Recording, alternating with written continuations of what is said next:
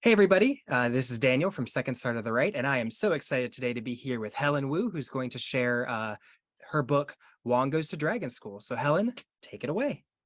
Hi, Danielle. Thank you so much for having me. I'm super thrilled to be here to share my new book, Long Goes the Dragon School. Again, I'm Helen H. Wu. I'm a children's book author and the illustrator and the publisher. I'm the author of Tofu Takes Time and the Long Goes the Dragon School. And I was born and raised in China, and I moved to the States, and I studied and worked here. I love to share stories that that can empower children to understand our connection and our world. So let's get started reading this book. Okay. Long Goes the Dragon School, written by Helen H. Wu, that's me, illustrated by May Beeson. Yeah, something special about this book. On the back of the cover jacket, there is a poster featuring the quote, "Find your own path." And I designed this poster, so it's perfect for home and classroom decoration. Check it out. This is a map of the dragon world. Here's the dragon school, and that's where Long lives and all the dragon classmates. Today is the first day of Dragon School. Long is excited about his new adventure, and so are his classmates, Camila, Willie, and Mia. Welcome to the class. We are here to discover your unique talents, Professor McKay says. First, we will learn how to use our fire braids to cook food. I'm reading a book. I can't wait. I'll be careful not to burn my toes. Oh no, Long worries. Where I'm from, everyone breathes out water, not fire. Professor McKay gathers everyone and picks up a big potato. Who likes roasted potatoes? I do.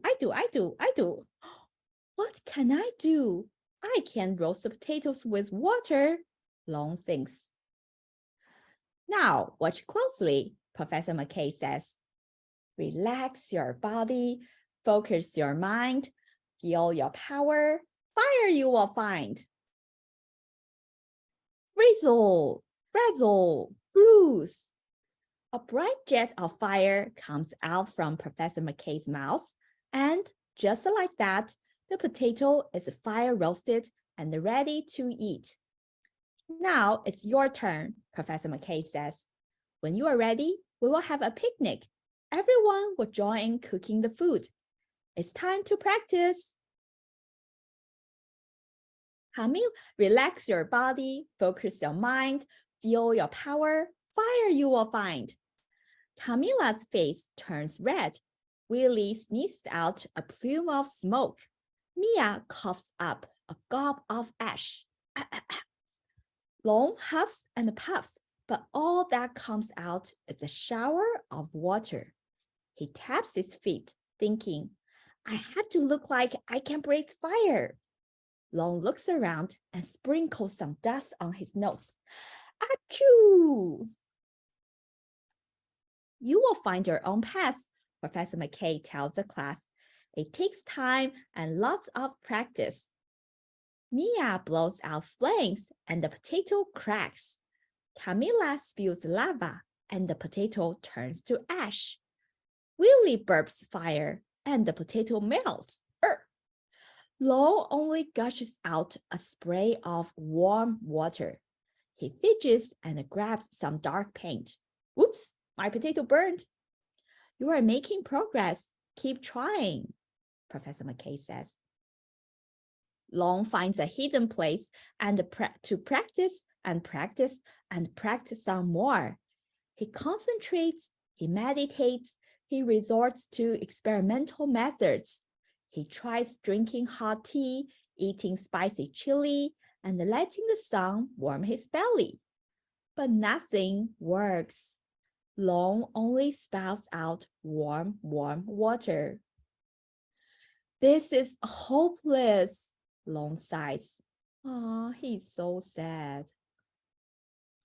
At the end of the week, Professor McKay gathers the young dragons.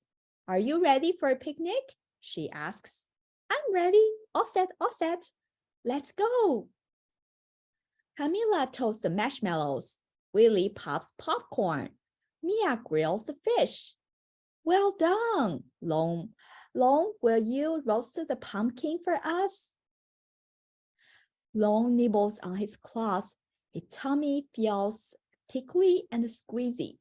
Professor McKay, we won't have roasted pumpkin for our picnic. I will let everyone down, he cries, because where I come from, dragons breathe out water, not fire. Long's heart aches. Professor McKay thinks for a moment. I didn't know that. We use water in cooking too. Take it easy and try your best. Long remembers what Professor McKay said. Find your own path. He relaxes his body, focuses his mind, feels his power, and his hot hoot. A jet of hot steam shoots out of his mouth. And the pumpkin is not fire roasted. It is perfectly steamed. When Long looks up, the entire class is staring at him. This is my favorite spread. Like, this is Long, and did you see here is a giant Chinese dragon out there? Like, Long is finally releasing his water power, but not only water, he also turns the water into hot steam. Wow, when I breathe out water, it turns into hot steam. Long smiles. I found my unique talent. Smells good. This is cool. So yummy, so yummy. You are wonderful, Long. Could you see more for us? Let me see what else I can steam. There were so many different kinds of food. And there were steamed fish and steamed lobster and steamed corns and so many other kinds of snacks and food there. Together, the friends roast and steam, fill their bellies with delicious food, and have the most splendid picnic ever. Long's adventure at Dragon School has only just begun. The end. And the story, dragon, in this story, Long's name is based on the Chinese word for dragon, Long. And like in Western culture, dragons are intricately entwined with Chinese culture. However, Chinese dragons do not typically breathe fire, and instead, they are known as water spirits and are believed to be rulers of water, such as rivers and seas, and they're able to summon rainstorms. And my experience as a minority student in America inspired me to write this story.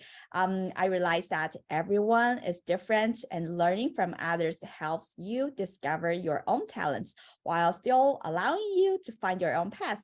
So, dear reader, dear friend, what is your goal? What is your talent and your path to achieving that goal? I can't wait to hear your stories. Thank you. Yeah.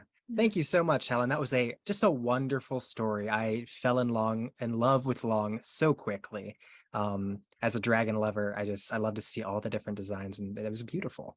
So I know on that last page there, it mentioned a little bit about your inspiration. I'd love to hear more about that from you.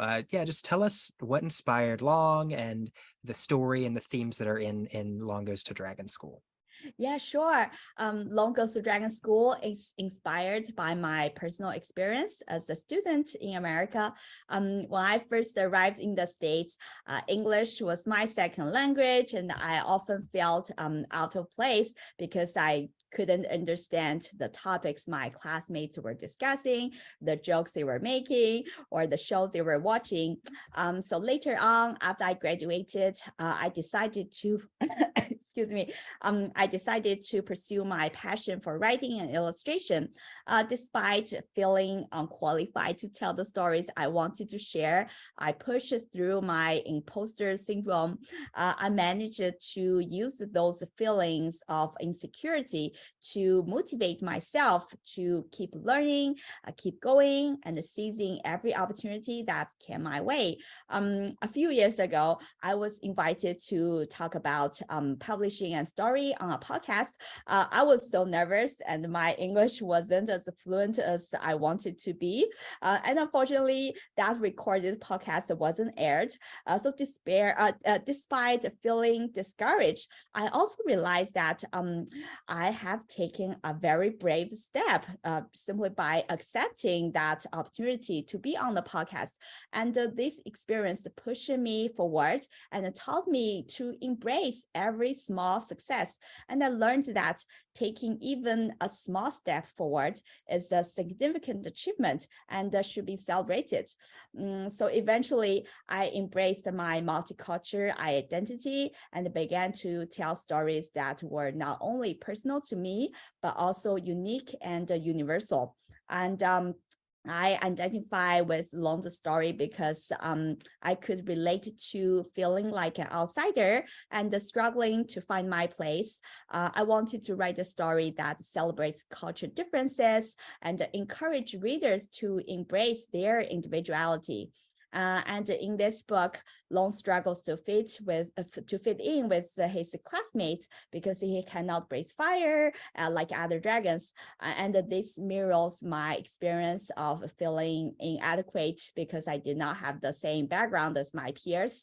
However, like Long, I found my unique path and learned to embrace my differences. And I hope readers of all backgrounds will be able to relate to Long's journey and find inspiration in his perseverance and self-discovery.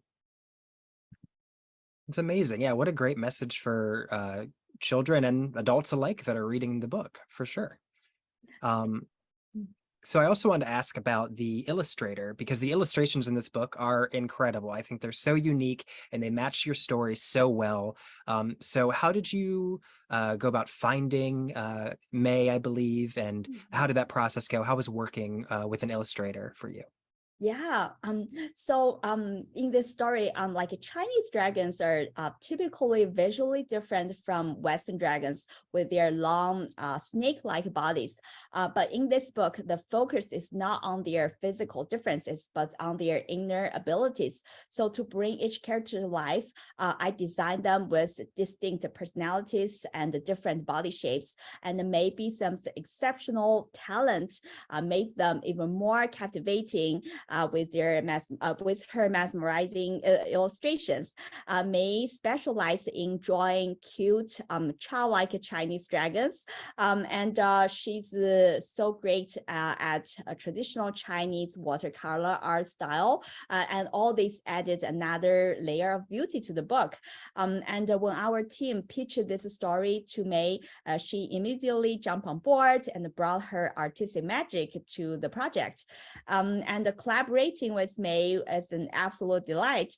The character during the character design phase, she explored each dragon's background and personality. She asked me a lot about their personalities and what they are good at and what their special abilities.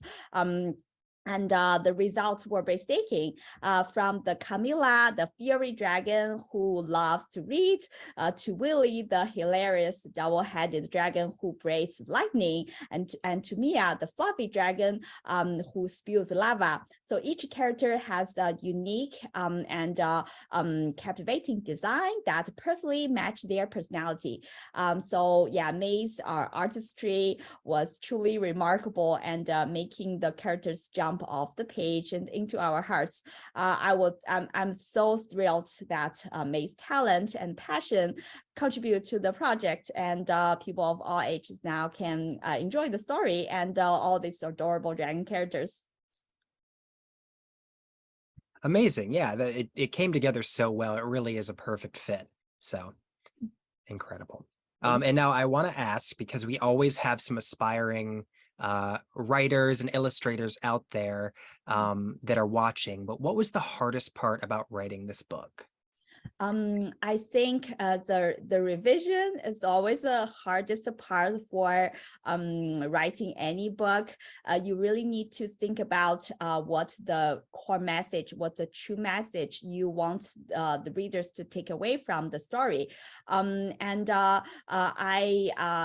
initially drafted this story in 2018, and it took me almost 3 years to revise again, and to get it right to the final draft. So yeah, I think revision is definitely the most challenging part, but it also pushed the writer to think through and to really get to the heart of the story and to deliver the message they really want to tell. Great answer, for sure. And then just to finish up on a fun one, because we always like to ask, what else, other than writing, what else do you like to do in your free time? Now I love to design some products around books.